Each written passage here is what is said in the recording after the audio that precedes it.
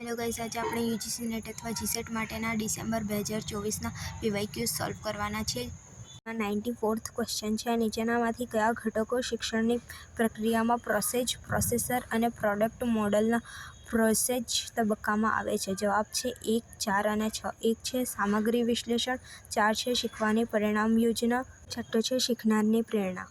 95th question છે. શિક્ષણની ચર્ચા પદ્ધતિનો વિકાસ કરવાનો ફાયદો નથી. જવાબ છે અનરચિત ક્રમમાં સામગ્રીના પ્રવાહનું સંગઠન. 96th ક્વેશ્ચન છે. શિક્ષકને અનુભવ દ્વારા જાણવા મળ્યું કે શીખનારાઓ સંક્ષિપ્ત સારાંશ સ્વરૂપમાં આવેલી સામગ્રીને યાદ રાખવામાં અને યાદ કરવામાં સક્ષમ હતા. નીચે આપેલી પૈકી કયો સૂચિતાર્થ નથી? જવાબ છે સંક્ષિપ્ત સારાંશ સમજણને ધ્યાનમાં લીધા વગર યાદ રાખવા પર ધ્યાન કેન્દ્રિત કરશે.